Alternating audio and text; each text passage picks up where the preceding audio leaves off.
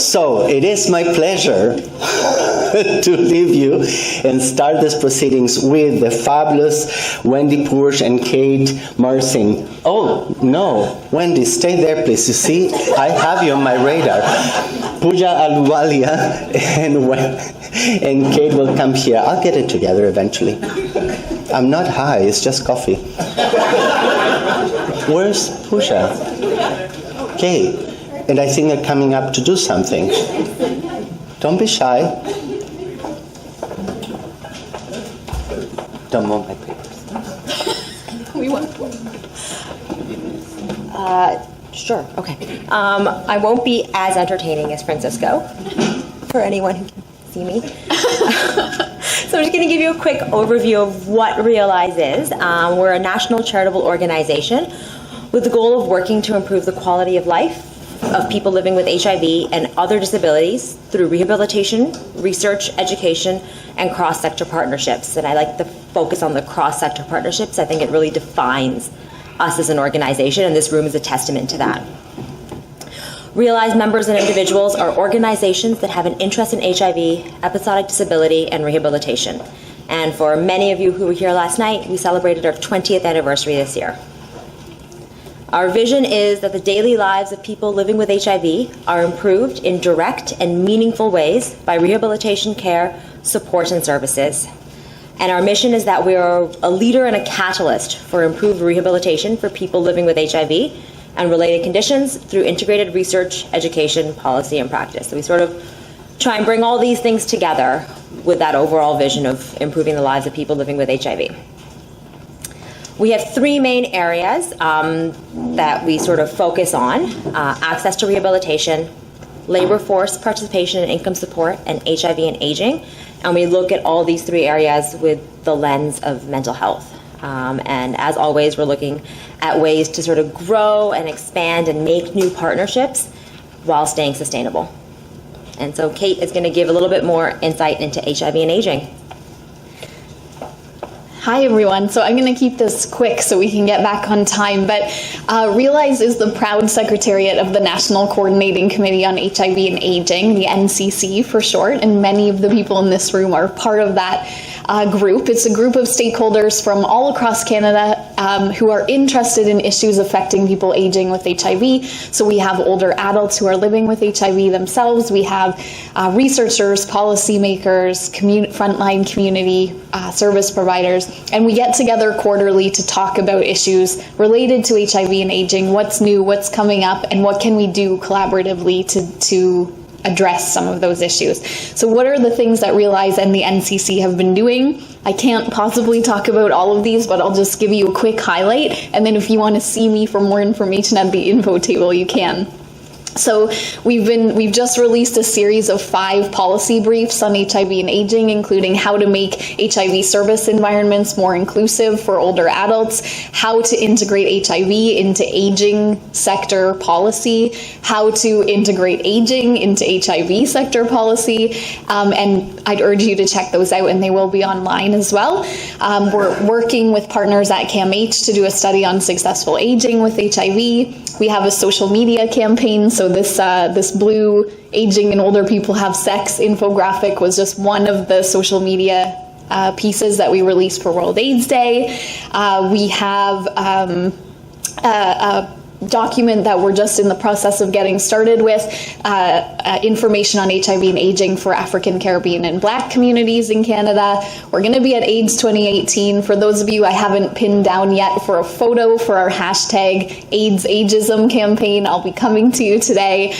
There's no content at the International Conference on HIV and Aging, and we think this is a huge gap, and we're going to be there and we're going to say something about it at the Human Rights Networking Zone and talk about ageism. So I'm super excited about that. And finally, we've been doing tons of service provider education over the last few years. People in this room, like Mary, have been co-facilitating with me, going out and talking to providers in the aging sector, in the HIV sector, about how best to provide care and services for people aging with HIV. And we do that through an online blended learning course that we have, which I'm happy to tell you more about later. So in short, we're busy. We're doing a lot of stuff on HIV and aging, and I'd be really happy to involve any of you in that work. So thanks very much.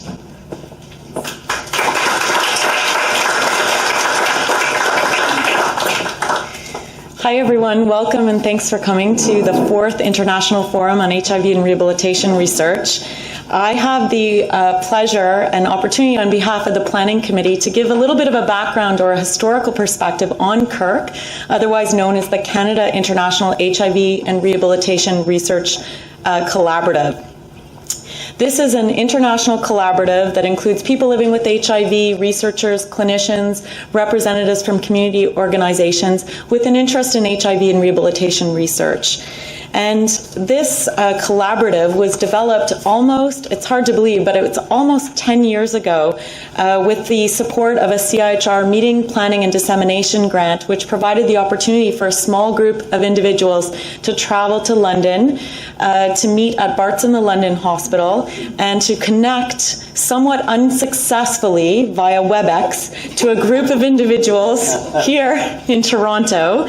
But nevertheless, despite our technical difficulties, the collaborative was born. And it started off as Canada-UK Collaborative.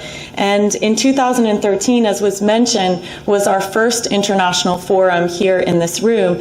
And that's when the collaborative started to also expand to Ireland, and now includes other countries such as the US and Australia, for example, as well. CIHRRC is really based on the guiding principle that forming partnerships and exchanging knowledge among clinicians and researchers and community members in countries that may experience similar disability and rehabilitation issues is critical in order to bridge rigorous and impactful partnerships in clinical practice and research. And from this forum, the discussions that happened around research priorities in HIV and rehabilitation, the group was able to actually put together a framework of research priorities in the field. And this includes 6 different priorities that span content areas related to episodic disability and health, rehabilitation interventions and models of service delivery, as well as looking at methodological advances around outcome measurement and implementation science. And that includes knowledge transfer and exchange throughout as well. So these are actually the areas that has really guided the work of CIHRRC, and for many of us doing research in the field, and has guided our agenda that we put together today as well. In 2014, we had the opportunity to host a second international forum in collaboration with Chelsea and Westminster Hospital and the UK Rehabilitation and HIV Association, or REVA for short. And followed in May 2016, we partnered with the Canadian Association for HIV Research, or CAR, to host a third forum in association with their conference. And for many of those who had the opportunity to be in Winnipeg in May from the UK, got to experience snow in May in Winnipeg. So it was a fantastic meeting. And this was also the first in which we really focused on HIV and aging specifically, and more of a specific focus on interventions. Last year in Montreal, we partnered again with the Canadian Association for HIV Research and the Aging Living with HIV team led by Claire Kendall to look at living longer and living well. And we focused this particular meeting on self-management and successful aging, and had the opportunity to host a special plenary session that was moderated by Kate Merzin on where rehabilitation fits into the care cascade. And these sessions can all be accessed online versus these very long YouTube links. So it's really exciting actually to think that CIHRRC actually now has a timeline and where we've come from and where we've gone. We've gone from approximately 10 members who were at that very first meeting at Barts in the London in the rehabilitation gym to now over 81 members and organizations who are part of the collaborative. We've now brought today to our 4th International Forum on HIV and Rehabilitation Research that's being done in collaboration with Realize here in green over the timeline. But many individuals here in the room, and we'll hear from great individuals doing fantastic work, are actually doing and addressing the research priorities that were established in that 2013 forum. And one of the projects I think that many CIHRRC members have been involved in, and I've had the pleasure to be involved with, is the HIV Health and Rehabilitation Survey, or the CIHRRC. And most recently, a group of CIHRRC members got together and put together a manuscript that talked about the evolution of what it's like to put together an international rehabilitation research collaborative, and some of the strengths but also the challenges as well. So for more information on any of the past related forums, you can access all of the filming of the speakers, thanks to Three Flying Piglets, who are here today, who are back again filming and editing the speakers for this particular forum. And so they are all openly accessible on the CIHRRC webpage there. So for today's agenda, we have 3 research evidence panel sessions that focus on different areas. And I think in particular, one of the new features, I think, with this particular forum is at the end of sort of the, quote, research talks, we have a respondent who include clinicians or community members who are really going to bring everything together and talk about the so what. So what does this research mean when it comes to real-world community and clinical practice? We have over 20 speakers, and I'm not looking over at Patty right now because she always tells me less is more, but I think, you know, we have a lot of speakers today, but many have worked so hard and are going to stick to on time, and so it's going to be a fabulous agenda.